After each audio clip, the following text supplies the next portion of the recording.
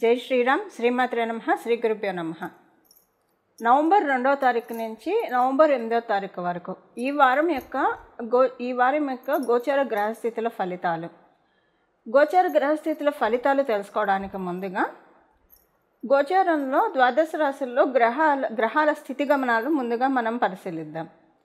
కర్కాటక రాశిలో దేవగురువైన బృహస్పతి వారి సంచారము, సింహరాశిలో కేతుదేవుని సంచారము,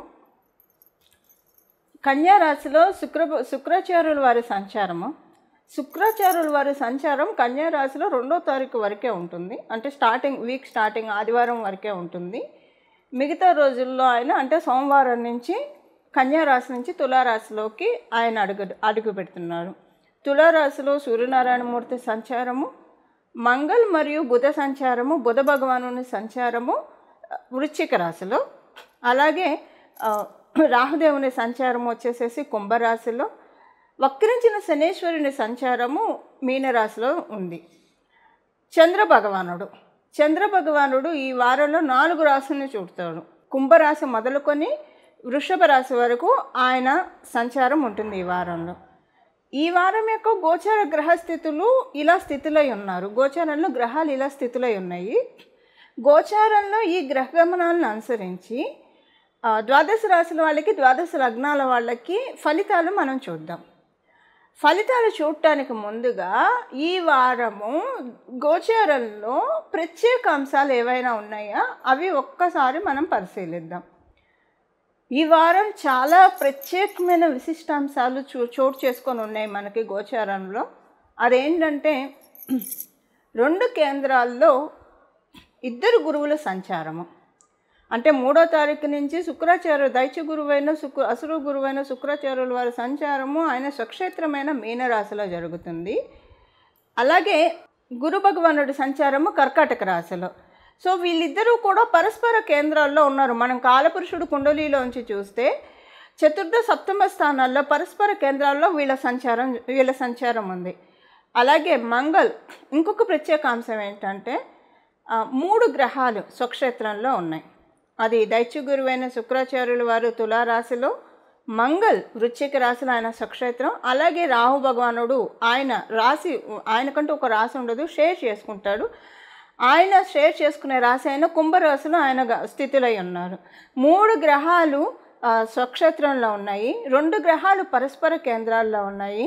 అలాగే ఒక గ్రహం ఉచ్చ స్థితిలో ఉంది. అంటే దేవగురువైన బృహస్పతి ఉచ్చ స్థితిలో ఉంది. ఇన్ని ప్రత్యేక అంశాలు కూడి ఉన్నాయి. ఈ ప్రత్యేక అప్పుడు ఖగోళంలో గోచారంలో గ్రహగమనాలు మధ్యలో ఇలా ప్రత్యేక స్థితి గమనాలు ఉంటూనే ఉంటాయి. కానీ ఒక్కొక్కసారి ఈ ప్రత్యేక స్థితి గమనాలు అరిష్టాలకి దారితీస్తుంది. ఒక్కొక్కసారి ఈ స్థితి గమనాలు శుభత్వానికి దారితీస్తుంది.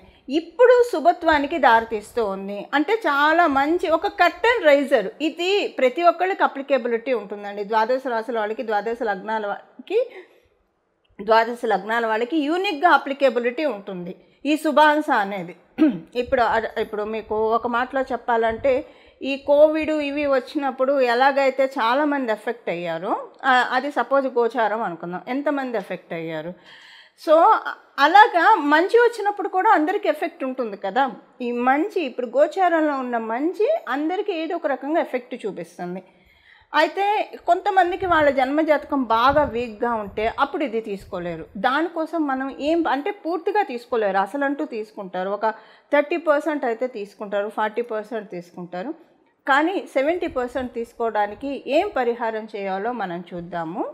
దానితో పాటు అసలు జన్మజాతకం బాగున్న వాళ్ళు కూడా ఇవి మంచి ఫలితాలు తీసుకోవాలంటే ఏ పరిహారం చేసుకోవాలో కూడా మనం పరిశీలిద్దాము.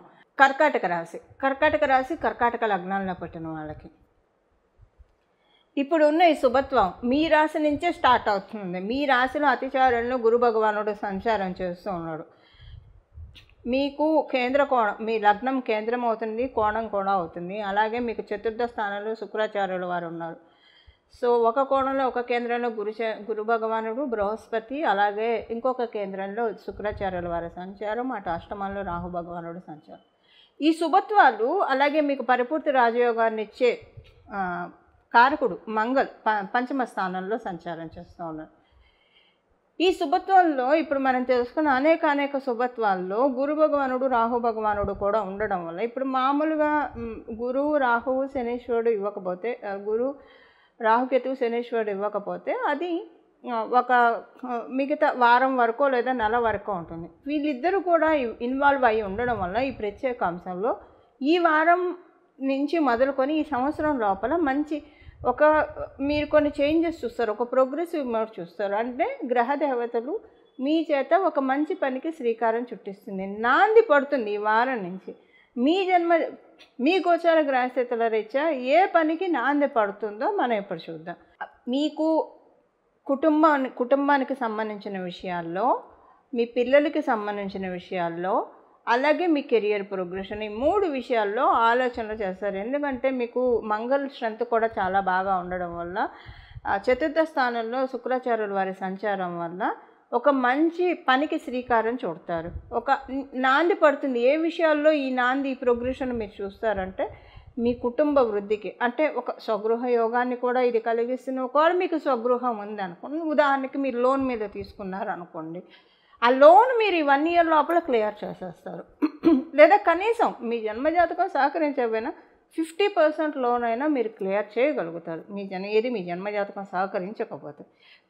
మీ జన్మజాతకం ఎక్స్ట్రీమ్ గుడ్ ఉంటే అప్పుడు మీరు 50% లోన్ 100% లోన్ కట్టడమే కాకుండా ఈ 1 ఇయర్లో ఇంకొక ప్రాపర్టీ తీసుకోవడానికి మిమ్మల్ని అర్హులను చేస్తూ ఉంది ఈ గోచరంలో ఉన్న గ్రహస్థితులు. అంటే ఒక సంతృప్తిని, ఒక మానసిక ప్రశాంతత, అమ్మయ్య ఇప్పుడు తీసుకున్న ఇల్లు కంప్లీట్గా మాది అనిపించుకున్నాము. ఇప్పుడు లోన్ మీద తీసుకుంటే మమ అనిపించుకున్నట్టే. మమ అనిపించుకోవడం కంటే మనది అని కంప్లీట్గా అనిపించుకోవడం వేరు కదా. అలా కంప్లీట్గా అనిపించుకునే విధంగా ఉంటుంది. సపోజ్ మీకు ఓన్ హౌస్ లేదు, ప్రయత్నాలు జరుగుతాయి డెఫినెట్గా. అందుకే నేను లాస్ట్లో పరిహారం చెప్తా, అది చేసుకోండి. ఎందుకంటే పరిహారం చేసుకోవడం వల్ల అర్హత సాధిస్తున్నాం మనం. ఇప్పుడు మంచి గవర్నమెంట్ ఉద్యోగం కావచ్చు, లేదా ఒక మంచి క్యాడర్లోకి వెళ్ళాలంటే కాంపిటేటివ్ ఎగ్జామ్స్ రాయాల్సిందే. రాస్తే మనం ఒక అర్హత, ఎలిజిబిలిటీ తెచ్చుకున్నట్టు. ఎలిజిబిలిటీ ఏంటి? ఇప్పుడు గ్రహదేవతలు ఇస్తున్నాయి. ఈ ఎలిజిబిలిటీ ఏంటి? మీరు పరిహారం చేసుకోవడమే ఎలిజిబిలిటీ. అదేంటో నేను లాస్ట్లో చెప్తాను, అది చేస్తుంది. డెఫినెట్గా ఇంటికి సంబంధించిన విషయాల్లో చూస్తుంది. అలాగే పిల్లలకి సంబంధించిన విషయాల్లో, మీ పిల్లల చదువు విషయంలో, లేదా ఆరోగ్య విషయంలో, లేదా పెళ్లి విషయంలో, వాళ్ళ సంతానం విషయంలో ఏమన్నా అసమతుల్యత ఉంటే, ఇంబ్యాలెన్సెస్ ఉంటాయి, అవన్నీ కూడా చాలా చక్కగా ఉంటాయి. వృత్తిరీత్యా చాలా బాగుంటుంది. ఇప్పుడు నేను మొదట ఏం చెప్పాను మీకు, గృహానికి యోగం ఇస్తుంది అని చెప్పాను. అంటే మీకు ఒకవేళ ఇంటికి సంబంధించింది ఏదన్నా అసంతృప్తి, కన్ఫ్యూజన్ స్టేట్ ఉంటే అదంతా ఈ 1 ఇయర్లో తొలగిపోతుంది. మీరు లోన్ ఉంటే లోన్ తీర్చేస్తారు, ఇలా మొత్తం తొలగిపోతుంది. లేదా 50% అన్నా తొలగిపోతుంది. ఇది తొలగాలంటే వృత్తిరీత్యా మీకు బాగుంటేనే కదా, లేకపోతే ఎక్కడి నుంచి ఆకాశం నుంచి డబ్బులు ఊడి పడవు కదా. సో వృత్తిరీత్యా మీరు లేదా మీ కుటుంబ సభ్యులు, మీ చేసే వాళ్ళకి ఇద్దరికీ కలిపి బాగుండడం వల్ల, మీ జన్మజాతక రీత్యా లేదా మీకే బాగా పెరగడం వల్ల కావచ్చు, డెఫినెట్గా మీకు ఈ అర్హతను సంపాదించి పెడుతూ ఉంది. కానీ దానికి పరిహారం చేసుకోండి. నేను ఇప్పుడు చెప్తాను, ఆ పరిహారం చేసుకోండి. అంటే ఇప్పుడు ఎందుకు చెప్తున్నానంటే వృత్తిరీత్యా బాగుంటేనే కదా మనం ఏదైనా ఒకటి కొనుక్కోవాలన్నా, ఇల్లు కొనుక్కోవాలన్నా, వెహికల్ కొనుక్కోవాలన్నా, ఏది కొనుక్కోవాలన్నా వృత్తిరీత్యా సంపాదించుకుంటేనే. అంటే ఇప్పుడు మీ పెద్దల ద్వారా వచ్చే దాని ద్వారా వల్ల కూడా కావచ్చు, కానీ మిమ్మల్ని అర్హుల్ని చేస్తుంది ఇప్పుడున్న గోచారము. ఇది ఈ వారము గోచారంలో మీకు నాంది ఇలా పడుతుంది, ఈ విషయాల్లో నాంది పడుతుంది, అది మీకు అర్థమవుతుంది. ఈ వారం నుంచి నాంది పడింది. ఈ 1 ఇయర్ లోపల మీరు చూసే తీరుతారు. ఎందుకంటే ఇందులో ఈ శుభత్వాల్లో మేజర్ ట్రాన్సిటిక్ ప్లానెట్స్ కూడా పాలు పంచుకుంటున్నాయి. కాబట్టి ఒక మంచి టైం ఫ్రేమ్ పెట్టి ఆ టైం లోపల మనకు కావాల్సిన టార్గెట్స్ అన్ని మనం రీచ్ అయ్యే విధంగా మనల్ని బ్లెస్ చేస్తారు. ఇది కర్కాటక రాశి, కర్కాటక లగ్నం వాళ్ళ ఫలితాలు. ఇప్పుడు మనము ఎవరి రాశి వాళ్ళకి మీ రాశి యొక్క ఫలితాలు చూసాము. దీనికి చేసుకోవాల్సిన పరిహారం ఏంటో మనం ఒక్కసారి పరిశీలిద్దాము. ఏ పరిహారం చేసుకోవాలో ఇప్పుడు మనం ఒక్కసారి నోటీస్ చేద్దాం.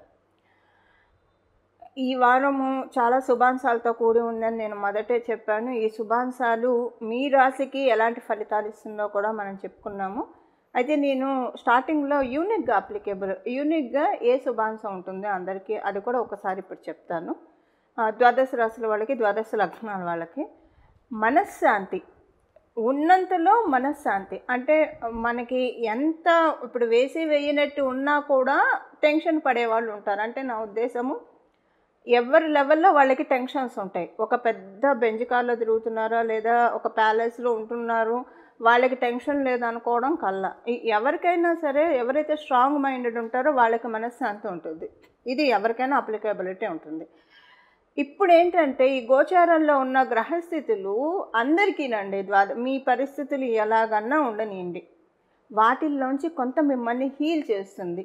హీల్ చేసి వాటిల్ని, ఆ గాయాల్ని, కాలం చేసిన గాయాలు అందరికీ మాన్పే శుభ సమయము. వాటిల్లో నుంచి అందరం గట్టెక్కే శుభ సమయము.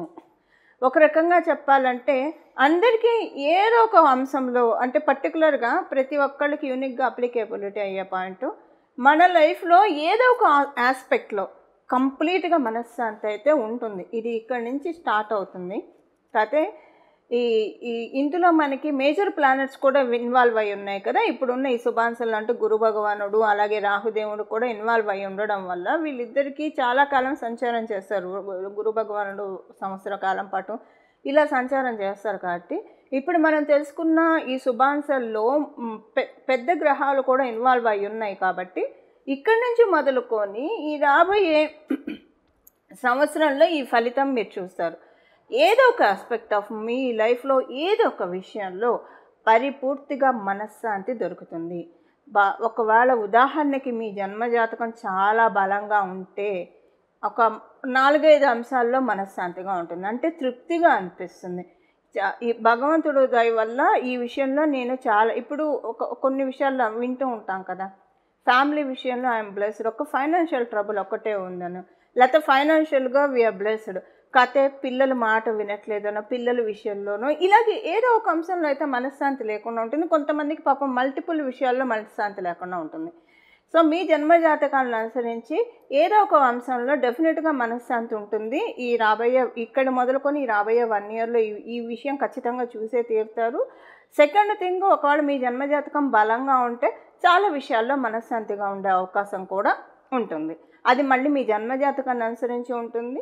అసలు ముందు మనం దీన్ని కైవసం చేసుకోవడానికి, అంటే దేనికైనా సరే మనం ఒడిసి పట్టుకోవాలి, యోగాల్ని ఒడిసి పట్టుకోవాలి. గోచారంలో ఉన్న ఇప్పుడు వర్షం పడుతున్నప్పుడు ఆ నీళ్లు పట్టుకుంటే మనకి ఉపయోగపడతాయి, లేకపోతే అది భూమిలోకి వెళ్తే తర్వాత మనకు వస్తాయి. కానీ ఇమ్మీడియట్గా మనం వాడుకోవాలంటే మనం పట్టుకోవాలి. అలా గోచారంలో ఇప్పుడు ఒక అమృత వర్షాన్ని దేవతలు కురిపిస్తూ ఉన్నారు. ఈ అమృత వర్షాన్ని ఖచ్చితంగా పట్టుకోవడానికి మనం ప్రతి ఒక్కళ్ళం కూడా ప్రయత్నించాలి. దానికోసం చేయాల్సిన పరిహారం ఒక్కసారి మనం ఇప్పుడు చూద్దాం. ఈ పరిహారం మీరు నిత్యం దైవధ్యానం చేసేవాళ్ళు, ప్రతినిత్యం ఏదో ఒక ఆలయం సందర్శించే వాళ్ళు అయితే అసలు ఇంకా ప్రత్యేకించి ఏం చేయక్కర్లా, అది చేసుకుంటే సరిపోతుంది. కానీ ఇలా అందరికీ కుదరకపోవచ్చు. అంటే మామూలుగా చేసి దీపారాధన చేసి దండం పెట్టుకొని వెళ్తారు. కొంత టైము భగవంతుడికి కేటాయించలేని వాళ్ళకి ఇప్పుడు అందులో ఇప్పుడు మనం కార్తీక మాసంలో ఉన్నాం కాబట్టి ఈ నామాన్ని జపించుకుంటే చాలా చాలా మంచి ఫలితాలు మనం చూస్తాము. అదేంటో ఇప్పుడు మనం చూద్దాం. ఇప్పుడు ఉంటున్న ఈ శుభత్వంలో మనకి మేజర్గా స్టార్టింగ్ శుభత్వం గురు భగవాను నుంచి దేవగురువైన బృహస్పతి నుంచి స్టార్ట్ అవుతుంది. తర్వాత సెకండ్ ప్లానెట్ దైత్య గురువైన శుక్రాచార్యులు వారు మేజర్ గురువులు ఇంపాక్ట్ ఉండడం వల్ల పరమశివుణ్ణి ఈ నామంతో కనుక ప్రతిరోజు కూడా మనసులో, ఇప్పుడు మీరు ఓంకారం చేర్చైతే స్నానం చేసిన వెంటనే జపించాలి ఒక 108 సార్లు అలాగా. లేదు మనం రోజు జపించుకుంటామంటే అప్పుడు ఓంకారం చేర్చకుండా ఉత్తనామాన్ని జపించుకోవచ్చు. ఎప్పుడైనా ఉత్తనామం అయితే అంటే బీజాక్షరాలు చేర్చకుండా నామజపానికి ఎలాంటి దోషం ఉండదు, ఎప్పుడైనా జపించవచ్చు. అందుకే కదా మనం పేర్లు పెడతాము, నారాయణ అనో, లేదంటే శర్వాణి అనో, దుర్గా అనో, భవానీ అనో, ఇలా మనం భగవంతుడి పేరు పెడతాం. ఇప్పుడు ఈ టైంలో ఉన్న ఈ అమ్మవారి పేరు పిలవకూడదు, అలా ఏం పెట్టుకోం కదా. అందుకే నామజపానికి ఎప్పుడు తప్పు ఉండదు. సో మీరు రోజు స్నానం చేసిన తర్వాత శుచులయ్యి ఒక 108 సార్లు లేదా 21 సార్లు కనీసం ఓంకారం చేసుకోండి. తర్వాత మామూలుగా కూడా దీన్ని ఓంకారం చేర్చకుండా చదువుకోవడానికి, ఈ నామాన్ని స్మరించడానికి స్మరించండి. ఇప్పుడు ఆ నామం ఏంటో మనం చూద్దాం. ఓం భీమాయ నమః, ఓం భీమాయ నమః, ఓం భీమాయ నమః. మీరు మామూలుగా జపించుకోవాలంటే అప్పుడు భీమాయ నమః, భీమాయ నమః, భీమాయ నమః. ఇది చాలా అద్భుతమైన మంత్రరాజము, నామరాజము. మీరు ఇది అసలు జపిస్తూ ఉండండి. డెఫినెట్గా ఒక 3 రోజులు కంటిన్యూగా మీరు చేస్తూ ఉండడం వల్ల చాలా అంటే చాలా పవర్ఫుల్ నామం ఇది. మరియు మంత్రం కూడా మీకు గురుబలం పెరుగుతుంది. గురుబలం పెరగడం వల్ల ఏమవుతుందంటే ముందు మనకి అంటే మనము ఒక్కొక్కసారి మనం తెలిసే తెలియక చేసే పనుల వల్ల కూడా దోషాలు ఆపాదించబడతాయి. అవేంటో ముందు గురు భగవానుడు స్టాప్ చేసేస్తాడు. ఈ పని చేస్తే ఈ సమస్య వస్తుంది, లేదా ఈ నిర్ణయం తీసుకుంటే ఈ సమస్య వస్తుంది. ముందు అక్కడ మనము సమస్యల వైపు అడుగు పెట్టకుండా కట్ చేసేస్తాడు. తర్వాత మనకి జ్ఞానాన్ని ప్రసాదిస్తాడు. తద్వారా మనశ్శాంతిని మనం పొందగలుగుతాం. ఎప్పుడైనా మనకి జ్ఞానమే అసలైన ఆహారము. జ్ఞానంతో ఎప్పుడైతే మనం జ్ఞానం ఎప్పుడైతే కలిగి ఉంటామో, జ్ఞానులకి కలిగిన మనశ్శాంతి ఇంకెవరికి ఈ ప్రపంచంలో ఉండదండి. జ్ఞానులకి ఉన్న మనశ్శాంతి. ఎందుకంటే ప్రతిదీ కూడా టెంపరరీ అని జ్ఞానం వల్ల తెలుస్తుంది మనకి. అది ఏదైనా కావచ్చు. సో మనకి మంచి విజ్డమ్ని, ఒక కర్టన్ రైజర్. ఆల్రెడీ మీకు విజ్డమ్ చాలా ఉంటే ఇది ఇంకా పెరుగుతుంది. ఎందుకంటే ఈ బ్రహ్మాండంలో తెలుసుకోవాల్సింది చాలా ఉంది. మనకు తెలిసింది కొంత మాత్రమే, రవ్వంత మాత్రమే మనం భావిస్తూ ఉండాలి. నిత్య విద్యార్థులుగా మనల్ని మనం పరిగణించుకుంటూ ఉంటే ప్రకృతి మతం మనకి అనేక అంశాన్ని చెప్తూ ఉంటుంది.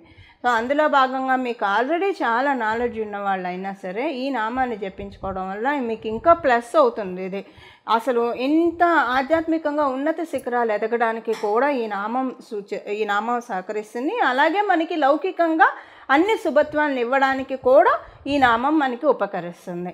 ఇలా మనమందరం కూడా పరమశివుడిని ఈ నామంతో అర్చించి పరమశివుడి యొక్క అత్యంత కృపా కటాక్షాలు మనమందరం కూడా, పరిపూర్ణ కృపా కటాక్షాలు మనమందరం కలిగి ఉండాలని చెప్పి అందరూ కూడా సర్వజనులు కూడా చక్కగా సుఖ సంతోషాలతోటి వర్ధిల్లాలని చెప్పి మనస్ఫూర్తిగా భగవంతుడి తరఫున నేను కూడా ప్రార్థిస్తూ, మరియు మీ అందరి తరఫున భగవంతుడికి నేను కూడా ప్రార్థిస్తూ మంగళం. నమో భగవతే వాసుదేవాయ.